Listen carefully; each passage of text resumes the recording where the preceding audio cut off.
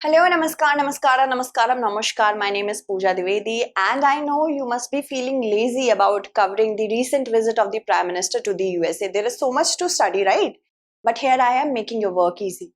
I'm here to help you cover the recent happenings between India and the USA that were achieved during the state visit of the Prime Minister Modi. Okay, before I begin with this particular class, I would like to inform you about 3 batches we have launched since 19th of June onwards. Why am I informing you about it? Because we are closing in on our admissions from 30th of June. For those students who are comfortable in a complete English batch, you can go for English batch. For Hindi ones, we have Hindi. For hybrid ones, that means English and Hindi are okay with both, you can go for the hybrid batch, English batch.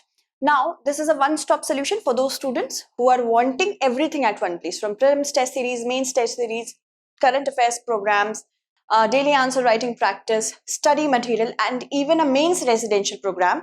For those who will qualify prelims 2024, you will be called to the StudyIQ campus. I am going to take international relations here. All right. So that will be for English batch. So it is actually available at 70,000, but if you use the code PD Live, it will be made available to you at 29,999 only. Do hurry up. 30th of June is the last date. Moving on. Now, let's talk about the first question. Which country has the largest Indian diaspora? USA, UAE, UK, Saudi Arabia. The correct answer to this question is option A, USA, because we have more than 4 million Indians residing in the USA. So, you see, these are the countries which have the highest numbers of Indian diaspora, Indian population. USA is first, second is UAE, Malaysia is third. Then we have Saudi Arabia, Myanmar. Sometimes prelims can also ask us about the top 5 countries as well. So USA, UAE, Malaysia, Saudi Arabia, Myanmar. Other than this, the next one includes UK, Canada, Sri Lanka, South Africa, and Kuwait. All right, next. Next question is with respect to H-1B visa, because certain relief has been given to H-1B visa occupants, which with respect to the H-1B visa, consider the following statements. Okay, many of you, even if you're not going to look for UPSC 2024 as your career, if you're looking for H-1B visa to go to the USA, this is important for you as well. A bachelor's degree is always the minimum requirement for an occupation to qualify for H-1B status. The spouse of H-1B workers are often unable to work in the United States. It's valid for a certain period of time, usually 3 years, but can be extended up to 6. Let us see how many of the statements given above is or are correct. Yes. A bachelor's degree is a must whenever an employer is giving H-1B visa quota to somebody. And there is a cap for H-1B visa as well. For the year 2023, H-1B visas have been capped up to 65,000 only.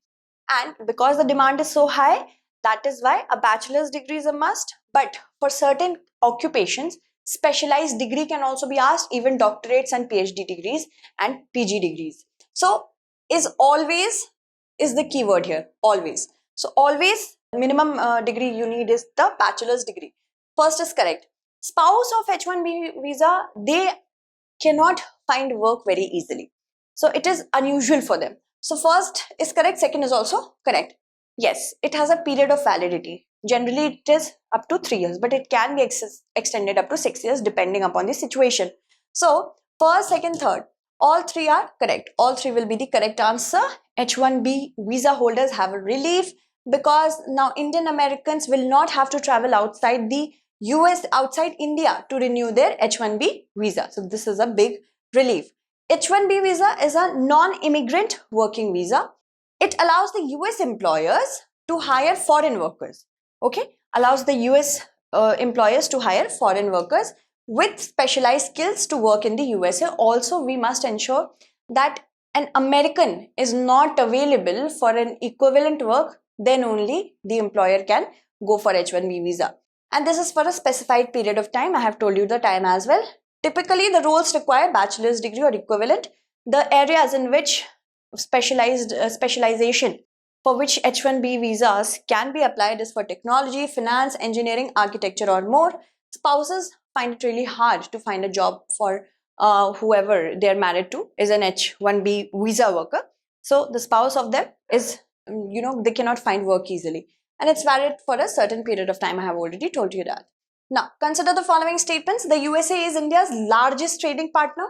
For the USA, India is the 9th largest trading partner. The investment by American companies in India is higher than investment by Indian companies in the USA. So what do we have to see? How many of the statements given above is or are correct? Yes. For India, USA is the largest trading partner. Before India, we had China. Before China, we had UAE. Okay. So first is correct. For the US, India is sadly the 9th largest trading partner. Who is the largest trading partner of the USA? It is Mexico, surprisingly. Okay. And then the investment by American companies in India is higher than Indians. How much Indian companies have invested in America? So first statement is correct, second is also correct, and third is also correct. All three are correct. The two countries have bilateral trade touching $191 billion, and it is making US India's largest trading partner. For India, the favorable balance of trade position with the US is very comforting. For the US, India is the 9th largest trading partner. You can see how it has increased merchandise, service, and total exports from India to the USA, and you can see for the Indian counterpart as well. American companies have invested around $60 billion in Indian industries, specifically manufacturing, telecommunication, consumer goods, aerospace. But Indian companies have put in more than $40 billion in sectors IT, pharmaceuticals, green energy, supporting. Okay. Which of the former Indian PMs have not addressed the US Congress? Prime Minister Modi has addressed the US Congress twice. Once in 2016 and one now. He has joined the elite group of former leaders who have addressed the US Congress at least twice. Winston Churchill, Nelson Mandela, Netanyahu, Zelensky. These are the certain important leaders who have had the opportunity to address the US Congress at least twice. And many Indian former prime ministers have also addressed the US Congress. Pandit Jawaharlal Nehru was the first. Dr. Manmohan Singh ji has also done it. Atal Bihari Vajpayee ji has also done it, but not Indira Gandhi ji. Okay, so option D will be the correct answer. These are the many prime ministers who have addressed the US Congress earlier. Rajiv Gandhi, P.V. Narasimha Rao, Atal Bihari Vajpayee ji, Manmohan Singh ji, and everybody is now, of course, it will be now remembrance that Prime Minister Modi has done it twice. Consider the following. Respect for the rule of law, a multi-party political system, citizen participation or partnership, a written constitution. Which of the features given above are related to democracy? C. Democracy is when people have the right to rule, either directly or indirectly. We have an indirect democracy. We are, ruling our country with the help of our representatives, elected representatives. So where people are in power, it is called a democracy. So yes, we have a rule of law. Democracy should have a rule of law, not the rule of the leaders. It's not like that. First is correct. It is also necessary that people have a group to choose from. So multi-political party system should be there. Multi-party political system, beg your pardon. Citizen participation, of course, has to be there either directly or indirectly. But there is not a necessity that constitution should be written. UK has an unwritten constitution, but it is a parliamentary democracy. Although a constitutional monarchy, but parliamentary democracy it has. So 1, 2, 3 is the correct ones, are the correct ones. Fourth is not. 3 only will be the correct answer. Democracy means people's rule. Demos means people. Praetos means rule. It is a system of government in which the people have the power to make laws. That is either direct democracy and decide who will represent them in the office. That is indirect democracy or representative democracy. These are the different features such as freedom of assembly, association, speech, property rights. Property rights earlier were a part of Indian democracy, now it's not. Inclusivity and equality, citizenship, consent of the governed, voting rights, freedom from unjustified governmental deprivation of the right to life and liberty. Minority rights are among the foundational principles. Okay, other than that, what I have already mentioned. Consider the following statements. The Artemis Accords apply to any activities undertaken on the moon, Mars, comets, asteroids, including the surface and subsurface. NISAR is the first ever collaboration between NASA and ISRO on an Earth observing mission. It will be launched in the year 2024. Which of the statements given above is or are correct? India has recently agreed to sign the Artemis Accords. Okay, and Artemis Accords are not only related to the moon but also other planets such as Mars, comets. Comets are heavenly bodies, asteroids, which also includes surfaces and subsurfaces. NISAR is about to be launched in 2024 and it is the first ever collaboration between India and ISRO for observing Earth. So first and second both are correct. Both 1 and 2 is the correct answer. Prelims can trick you by saying that Artemis is only related to the exploration of the lunar surface, that is the moon surface. No, it is also related to other bodies. Alright. So first is correct, second is also correct. Both 1 and 2 is the correct answer. Of course, the Prime Minister has made it very clear that it is going to join Artemis Accord, and that is why this question was asked. These accords bring like-minded countries to have civil exploration of the universe, specifically lunar surface, Mars surface, and beyond. It will develop next generation of lunar exploration, and it has been named after the twin sister of Apollo. Apollo's twin sister is Artemis, who is the goddess of moon. This is a part of the Artemis program only, why we want to build a presence, permanent presence in the space, in the lunar orbit specifically on the surface. Also, it is not binding on the signatories. Prelims can also ask you, it is legally binding. No, it's not. It will ultimately make humans an interplanetary species. That means we will go from one planet to another planet. So we will become an interplanetary species. It is grounded in the Outer Space Treaty, specifically for civilian missions it is. And it is an American-led effort to return humans to the moon by the year 2025. We will also, as human species I'm talking about, we will also launch one woman on the lunar surface, and we will also launch one person of color on the lunar surface. Person of color means a person who is non-white. Okay, moving on. Section 1 of the Accords further add the principles apply to the civil space activity, specifically conducted by the civil space agencies of each signatory, not military. The principles apply to any activities which are undertaken on moon, Mars, comets, asteroids, including surfaces and subsurfaces, and any activities undertaken in orbit around the moon and Mars or in Lagrangian points of the Earth, where objects are situated with the help of gravity of two bodies are known as Lagrangian points. And here also these celestial bodies will also be covered. So it is having a wide coverage. Moving ahead, it was launched on 13th October in 2020, the Artemis Accords. There were 8 founding members, namely Australia, Canada, Italy, Japan, Luxembourg, UAE, United Kingdom, United States. And Ecuador was the 26th nation to sign the accord. Okay, remember this. Moving on. NISAR is the first ever collaboration between NASA and ISRO. And what is NASA providing? NASA is providing L-band SAR. It is also providing the radar reflector antenna, the deployable boom, a high-rate communication subsystem, along the other things. ISRO is providing the spacecraft bus, S-band SAR, the launch vehicle and associated launch services, satellite mission operation. So in your prelims, it could also be asked which agency is providing what. So remember this. Moving on. Consider the following statements with respect to green diamonds. They are developed with a process known as chemical vapor deposition. Unlike natural diamonds, they are free of impurities. Which of the statements given above is or are correct? Yes. Green diamonds are lab-grown diamonds. Recently, the Prime Minister of India has gifted the First Lady of the USA, Jill Biden, a diamond, a green diamond or a lab-grown diamond. And these develop with the process which is known as chemical vapor deposition. As we know that diamonds develop beneath the surface of the earth, and while they do so, lots of impurities and gases gets trapped there. So they become impure as well. But in the case of lab-grown diamonds, this is not the issue. So both the statements are correct. Both 1 and 2 will be the correct answer. Now Prime Minister Modi has presented an array of special gifts. That is what we are covering.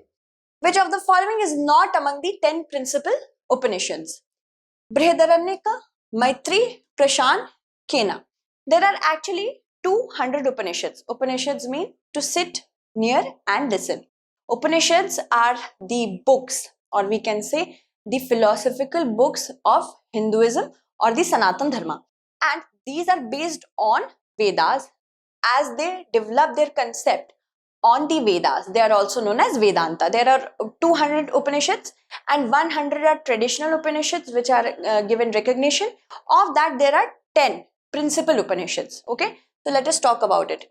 Now, the Prime Minister of India has given the first edition of the 10 Principles of Upanishad book, which was authored by W.B. Yeats in the year 1937 along with Purohit Swamiji.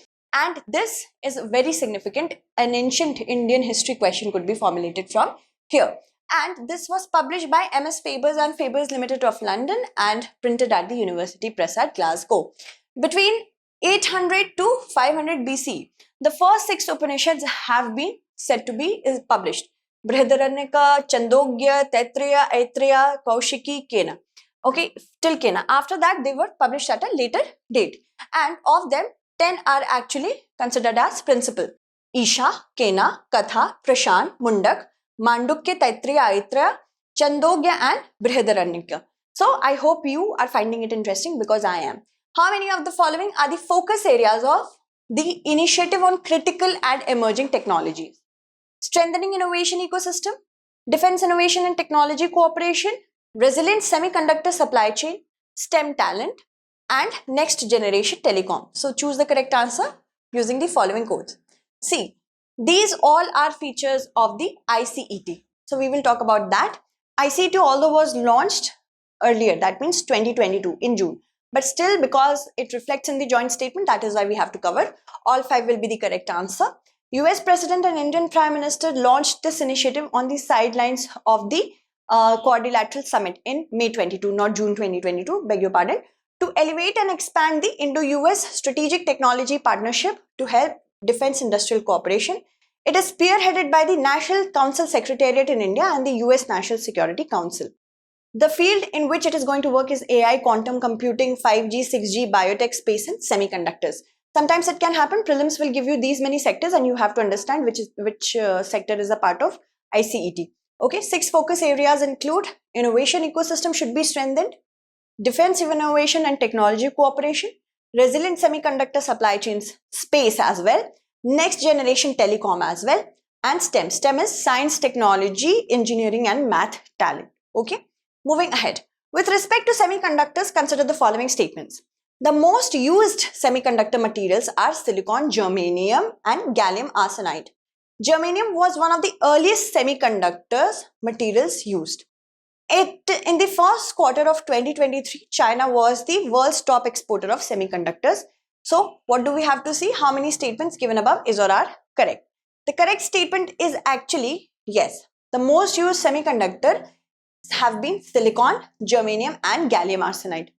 Germanium was one of the earliest semiconductor materials used. This is also correct, and China is the largest supplier of semiconductor, or you can say exporter, not supplier, exporter of semiconductor, and European Union has received the largest amount of semiconductor from China. So explanation goes like Micron Technology Inc. with support from India Semiconductor Mission, they are going to invest more than $800 million towards a new 2.75 billion semiconductor assembly and India test facility in India.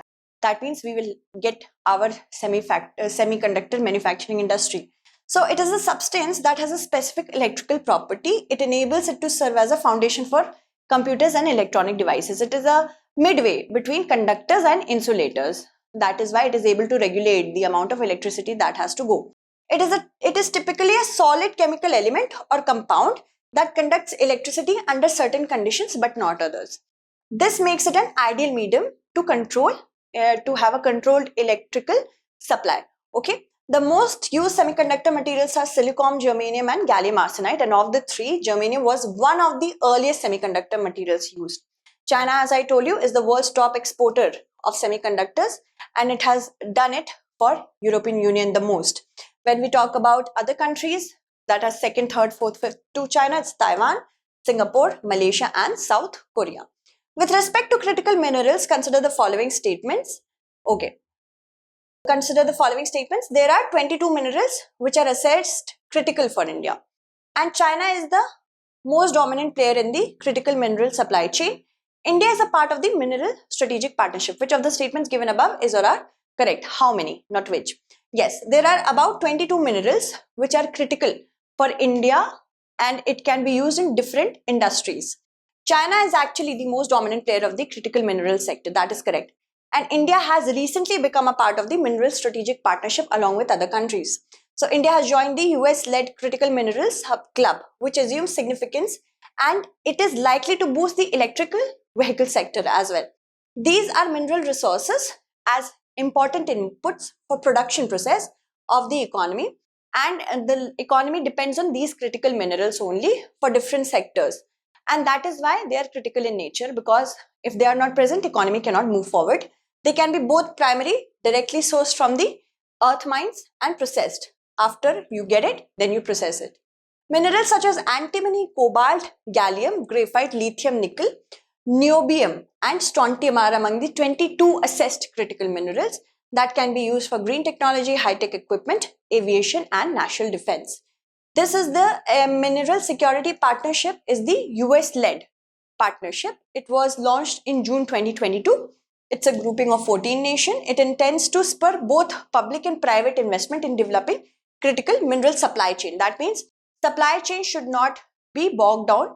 If in case there is a war, China should not take the hold of entire supply chain. The goal is to have the critical minerals. These are being produced, processed and recycled in a manner that supports the ability of country to realize the full economic development. That means supply chain should be developed in such a manner that no country lags behind on the basis of lack of critical minerals. Now, if you want the PDF of this particular class, you can contact me through my Telegram channel. If you have any questions regarding the UPSC examination, you can contact me on my Instagram channel. And there is a second class that will cover defense, clean energy and the rest that we have left in today's class. So do not worry about that. Thank you so much for watching.